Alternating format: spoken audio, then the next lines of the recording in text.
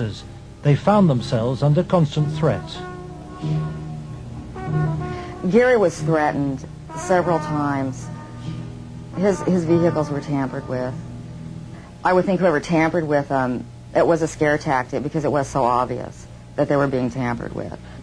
Gary it was one piece of evidence I know he got that he even said he got one step ahead of him this time. He told us about this book. It was like addresses, telephone numbers, names. He said if they knew he had it, they'd kill him. On July the 11th, 1990, Gary Caradori and his 8-year-old son AJ were flying home from Chicago in his light aircraft. They had watched the All-Star baseball game, and Caradori had been pursuing new leads. Investigators from the National Transportation Safety Board are in Harold Cameron's cornfield trying to determine what caused this private plane to crash, killing its 2 occupants. The bodies of Gary Caradori and 8-year-old AJ were found in the wreckage. National Transportation Safety Board investigators say wreckage from the crash is apparently strewn over a 3/4 to 1 mile long stretch in this field. The fact that the wreckage is scattered over a large area certainly demonstrates that it did break up in flight. The exact mechanism of breakup yet is still unknown. The federal investigation was never able to discover what tore the plane apart. There are things missing from the plane. His briefcase is missing. I think the plane was sabotaged. There's no doubt in my mind. Within 24 hours of the tragedy, all Caradori's records were impounded by the FBI. Gary's widow Sandy is still unable to come to terms with her loss. As a mother, I don't want to ever think that somebody murdered my child, let alone my husband.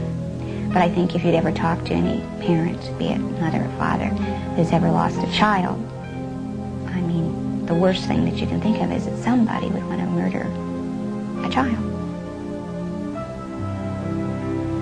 I really feel that somebody killed my brother. And inside me, I know that somebody killed my brother. If somebody could help us out somewhere, somebody knows something. And may God help those who did that to him and his family. The effect of Gary's crash on the investigation, I think, in effect, put an end to anybody else coming forward. There are many victims. We knew of more. There are more. They're still out there. They're afraid to come forward. That's when I was finished, because I figured out if they murdered Gary and his son, there was nothing that would stop them. There was no piece of paper, there was nothing we could come up with that was going to get anything done.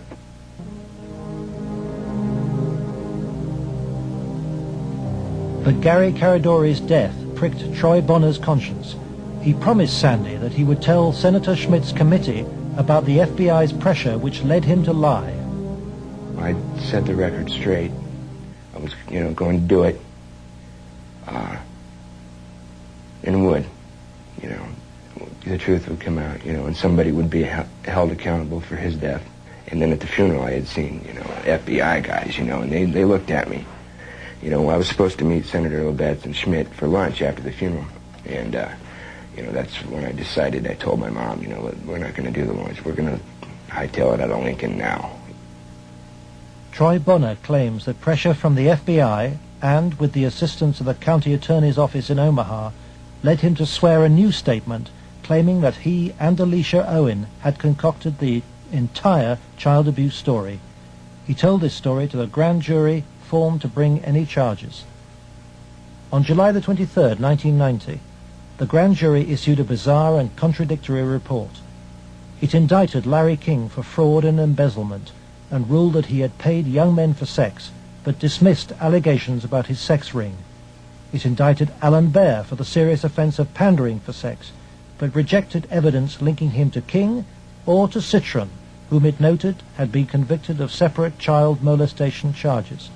It accepted that Troy, Alicia, and Paul Benassi had been abused, but not by the people they identified, and for refusing to withdraw her evidence, it charged Alicia Owen with perjury.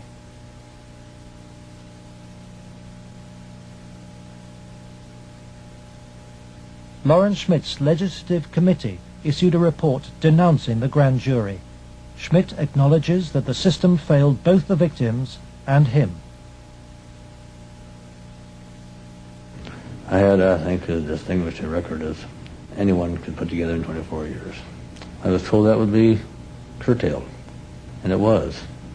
I was told I'd have financial problems, and I did. The message was not lost on most politicians in Nebraska.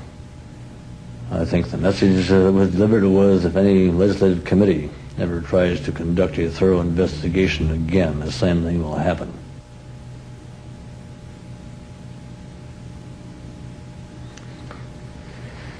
It has shaken my faith in the institutions of government.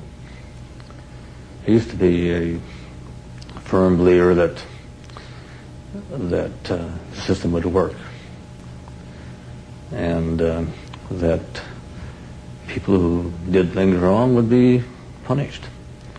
And we discovered victims who claimed to have been abused and who the grand jury acknowledged had been abused. But they did not try to find out who had abused those individuals. Instead, they convicted Alicia Owen of perjury. Indefensible from my point of view.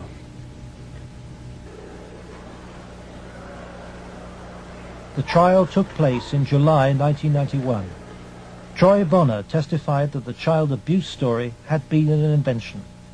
As a result, Alicia Owen was sentenced to between 9 and 25 years in prison.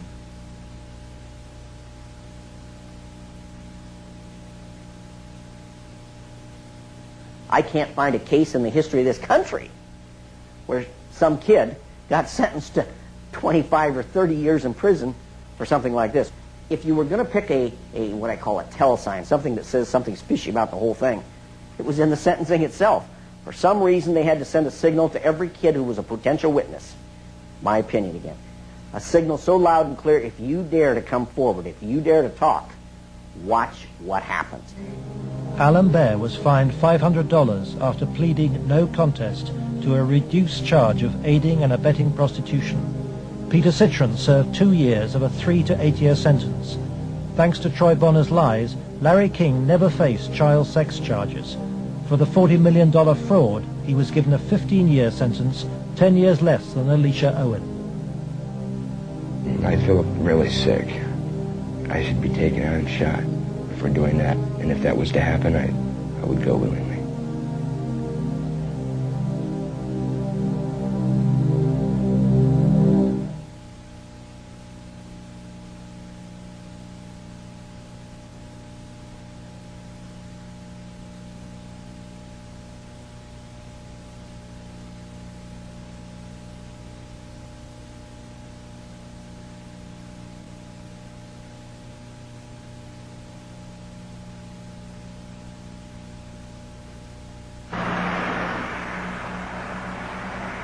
John DeCamp, former state senator and Vietnam veteran, is now the only man fighting to help Larry King's victims. He is the lawyer trying to overturn Alicia Owen's conviction and to expose the cover-up. I live in Nebraska. Hell, I was born here, raised here. I have 4 kids growing up here. Like it or not, it's my heritage, you know. Well, if it's a dirty cesspool that I got to live in or look back on that I left, that ain't good. The real cost, if I were going to say to my family, has been the fear and intimidation it's put in some of the kids. A couple of the kids are really, really frightened and really had some sleeping problems over, you know, here, this or that. So that's been the real concern I've had. John has received anonymous threats and has turned for advice to his friend and one-time boss, former head of the CIA, William Colby. Old Bill Colby told me better than anything. The one thing the bad people can't afford is publicity, and knocking you off right now or doing something obvious to one of your kids would bring them more trouble than it's worth. I said, you have to consider the possibility of some danger to not only your reputation, but to your person. I mean, people do react rather violently to some kinds of charges, or particularly if they're true, there's more apt to be a negative reaction than if they're false. If they're false charges, then they can be reacted to in a normal way, by a libel suit or whatever. But if there's truth in it, there can be a danger in that situation. We've seen that happen in other cases.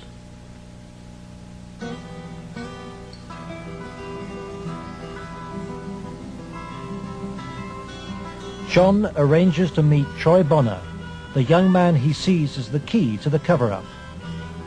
He's in great danger. The reason is he carries the secret, so to speak. He served his purpose for the FBI and others by committing the lies that put the seal on the cover-up. He knows that Troy's evidence will be crucial to Alicia Owen's case, and Troy wants to tell the truth, despite very real fears. My fears are that, I'm not going to be believed again. It's just, going to be a whole other kind of exploitation like it was last time. And afraid that that's going to happen, or, I might end up dead, or a loved one might end up dead. Troy has an overriding reason for putting the record straight. Maybe somebody has a better idea. I want this to go forward and have something done so that all those other kids who a lot worse things have happened to can come forward and see that action can be taken. You have to, if you want to protect yourself and your life and your family's life, both now and particularly in the future, is to use the institutions of government that have been set up to protect you and make them work. That means you go into federal court, you go after the people that have done this cover-up, and you expose it so there's no longer any percentage on their part in eliminating you because the secret's out. Yeah, that's why we're here today, to let it out. John's advice to Troy to tell the truth in court puts him at risk of prosecution by the county attorney's office. Potentially, they could decide to charge him with perjury, because now he is telling that they forced me to lie. I did lie at Alicia's trial. I did lie before the grand jury. I did it because the authorities were forcing me to do it, and I was scared for my family. Potentially, they could charge him with perjury this time. Troy's appearance in court will keep Alicia Owen out of prison. She's on bail while DeCamp appeals against her perjury conviction. As her hearing approaches, vital new evidence emerges. Alicia claims that some of Troy's videotaped testimony was withheld from the grand jury which indicted her. The tapes that were shown to the grand jury had been edited. Everything that matched Troy's statement Shown them. that matched mine 'Cause I know it's was raised. edited out. And I think maybe one of the things we want to do is show the judge specifically where these, little 5-minute segments of, look, this tape says this, and then show him it isn't in this tape, and this is the tape the grand jury saw. I'm going to attempt to get these tapes, and we'll see what happens next. But to obtain the tapes, DeCamp must approach some of the very officials he has accused in court of being involved in the cover-up, the county attorney's office which ran the grand jury. In the good old Alicia Owen case, 127-194, I'm trying to get the evidence, the tapes and the transcripts of Troy and Danny. Troy Boner. You had that up here once. Yeah.